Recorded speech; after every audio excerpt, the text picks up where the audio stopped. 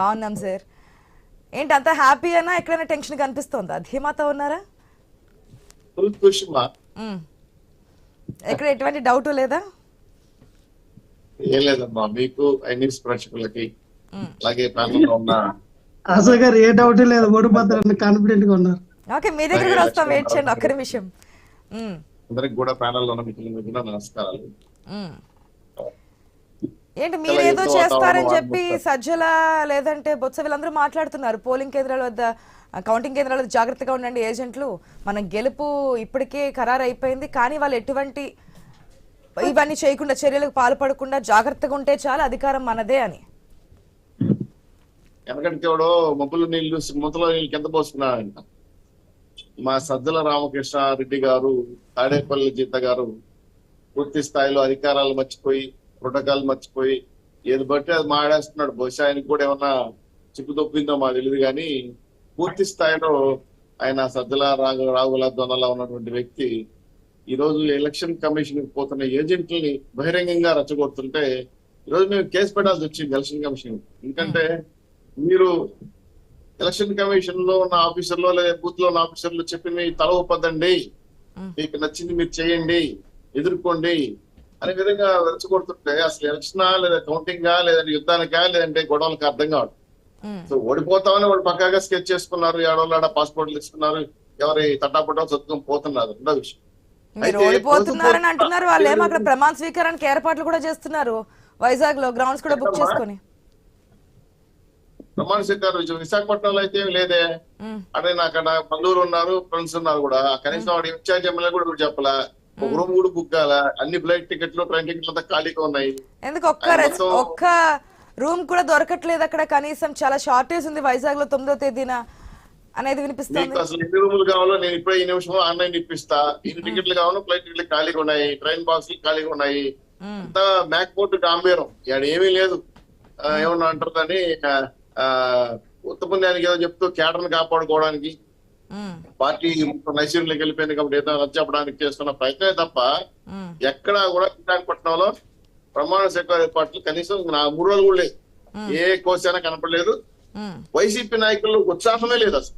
వాళ్ళందరూ కూడా చేతులు ఎత్తేసి అయ్యా బాబాయ్ మా పరిస్థితి నాకు అర్థం కాలేదు విధంగా పరిస్థితులు రాష్ట్రంలో ఉన్నాయి. ఎందుకంటే మేము చూస్తున్నారు బేసికల్ గా ఇది స్థాయిలో చాలా మంది వైసీపీ నాయకులు కూడా ఆల్మోస్ట్ వాళ్ళు మాకు సిమ్టమ్స్ వచ్చేసాయి, ఇంకా లేదు మేము గెలిచేయడం లేదని చెప్పి మీరే చూస్తున్నారు, మీడియాలో చూస్తున్నారు, అదేవిధంగా పత్రికలో చూస్తున్నారు. మేము ఆ ఊరు వెళ్తాం, ఈ ఊరు వెళ్తాం, దాడేపల్లి గెస్ట్ హౌస్ లో ఉన్నటువంటి ఆ సామాన్లను తల్లిపోయిన లారీలుగా, అలాగే సెక్రటరియట్ లో బేగాలు వేస్తాం, ఆ కన్సల్ట్ ఆఫీస్ వస్తుంది, మీ సామగ్రి వెతుక్కోపోదని చెప్పి అన్ని వార్నింగ్లు ఇచ్చేశారు కదా. సిఎస్ తో సహా ఆల్మోస్ట్ ఆల్ ఈసీతో సహా చెప్పేశారు. కాకపోతే బాధ కలిగించేది 5 ఏళ్లు విధ్వంసం చేశారు, ఇది ఫలితాలు కూడా విధ్వంసం చేస్తారా? మిలిటరీ అలాగే పోలీసు లేకపోతే అధికారులు చూస్తూ ఊరుకోరు కదా, తాట తీస్తారు కదా.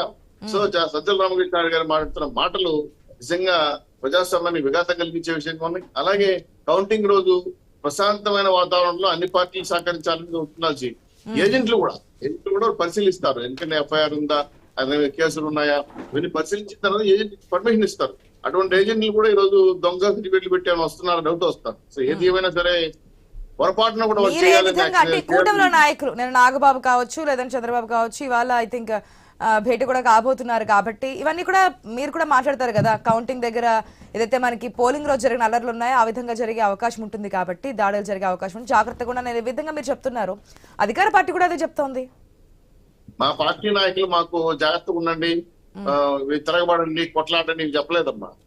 అక్కడ పోలింగ్ ఏజెంట్లు కరెక్ట్ గా సీల్ ఉందా, ముందు ఆర్ఓ అంటే ఎవరైతే ఎలక్షన్ ఆఫీస్ సంతకం పెట్టారో ఆయన సంతకం టాలీ అయిందా, బూత్ లో బ్యాటరీ పనిచేసి డిస్ప్లే అవ్వాల్సిన ఓట్లు టోటల్ ఓట్లు వస్తున్నాయా, అలాగే సీలు తాలూకా బ్యాటరీకి సంబంధించిన ఇవి సంబంధించిన భద్రత కరెక్ట్ గా ఉందా, పగిలికి దెబ్బతినిందా, ఇట్లాంటివి చెప్పారు.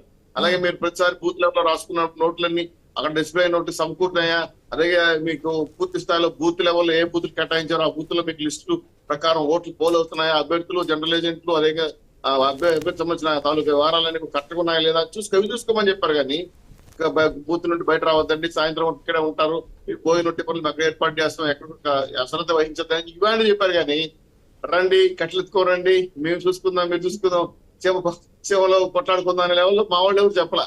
సజ్జల రామకృష్ణ వెరైటీ ఫ్యాక్షన్ దానికి పరాకాష్ట కాబట్టి మీరు ఆయన ఆల్రెడీ రాష్ట్రంలో చిత్తూరు జిల్లా నుంచి విశాఖపట్నం వరకు గొడవలు చేశారు, ఓడిపోతాను ఎట్లాగా భయం. పోస్టల్ బ్యాలెట్ అంశాన్ని కూడా తెర మీద తీసుకొచ్చారు కాబట్టి దానికి కూడా క్లారిటీ ఇచ్చేసేయండి.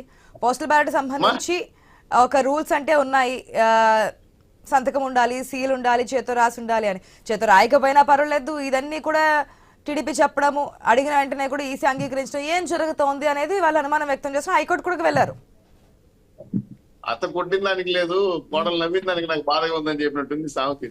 పోస్టర్ లో ఉన్నటువంటి బ్యాలెట్లు అలాగే ఎవరైతే ఉద్యోగులు ఉన్నారో వాళ్ళు వేశారు.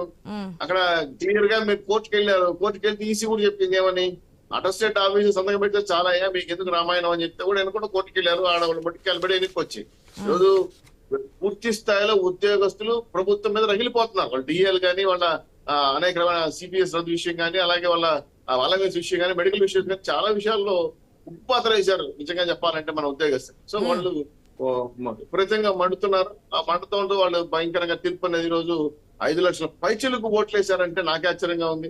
అంటే అవే ఒక 20 లక్షల పైచలకు కుటుంబ సభ్యులతో కలిపి ప్రభుత్వ వ్యతిరేక వాళ్ళు పడిపోయినాయి. వాళ్ళకి అర్థమైపోయింది మేము గెలవట్లేదు చాలా స్పష్టం. ఎందుకంటే మా జిల్లాలో కూడా స్ట్రాంగ్ రూమ్ లో పర్సెంట్ వెళ్ళినప్పుడు కూడా ఉద్యోగస్తుల మీద గొడవ పెట్టారు, మీకు డబ్బులు ఇచ్చాం కదా, మాకు ఓట్లు వేయలేదా, మీరు ఎందుకు వేయలేదు, ఇవన్నీ కూడా చూసాము. చిత్తూరులో అయితే కాళ్ళే పట్టుకున్నారు ఉద్యోగస్తుల్ని, ఏం పట్టుకున్నా మీకు ఓట్లే ప్రసక్తి లేదు, ఎందుకంటే మా జీవితాలు నాశనం చేశారని చెప్పి ఖచ్చితంగా ప్రభుత్వ వ్యతిరేక ఓటు టీచర్లు కానీ, ఉద్యోగస్తులు కానీ, ఎంప్లాయీస్ కానీ ఎంతవరకు టోటల్ రివర్స్ గా చేశారు.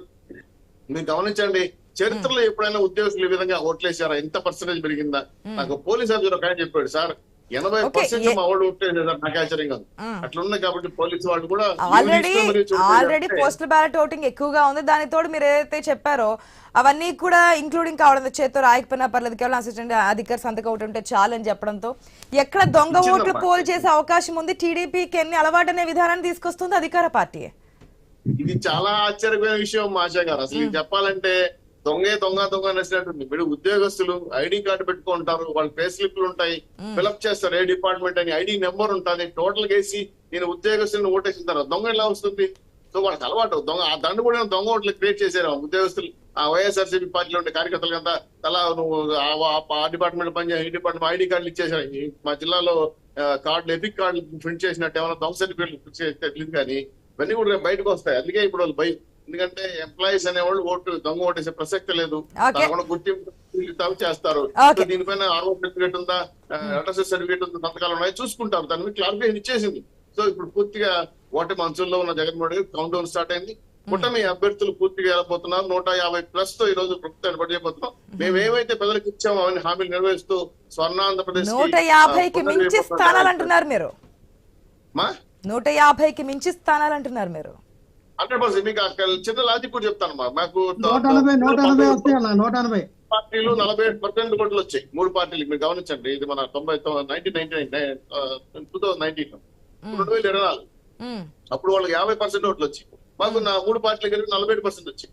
ఈ రోజు టీచర్లు ఉద్యోగులు రివర్స్ అయిపోవడం, 10% అర్థం చేసినా కూడా మేము 57%కి వెళ్ళాం, వాళ్ళు 40%కి పడిపోయారు.